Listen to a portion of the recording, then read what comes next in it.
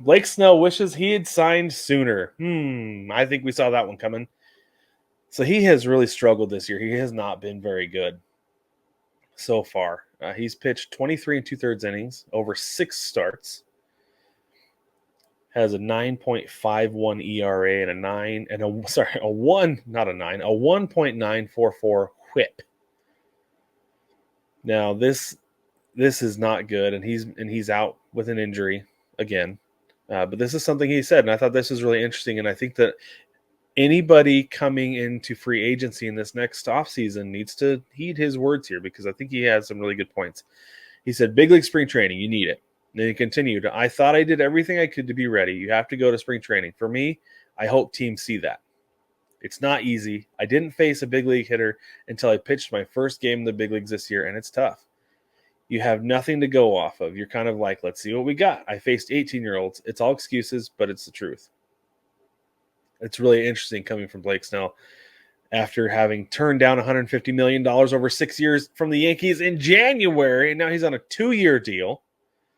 But really the problem here is it feels like Scott Boras is the problem, right? Because he didn't encourage Snell to take that money from the Yankees, right? Like, you feel like he's the shoulder devil, like, no, you can get more, right? That just letting the greed take over and kind of suspending reality there. Because let's be honest, Scott Boras doesn't care once his guys get a long-term deal. He does not care. I wonder how much he even talks to Garrett Cole these days. And after Juan Soto gets a deal, how much is he ever going to talk to Juan Soto again? Right? Because he's got his money from those guys. And then what? Right? Bryce Harper says he wants to sign an extension on top of his forever long deal as a Philly. It's like, dude, you are already going to retire a Philly. And if you want to continue playing well into your 40s, you might have to have somebody else, because Scott Boras probably won't remember even who you are by the time that comes around again.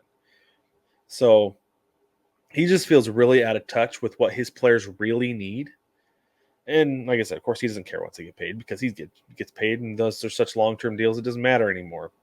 But Snell is going to be a free agent.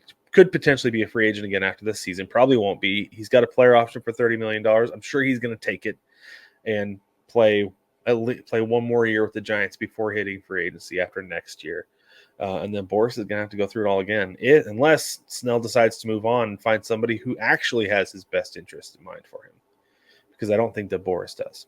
And it feels a lot like these players are starting to see this, and hopefully they move on and find somebody who can really represent them to the best of their needs.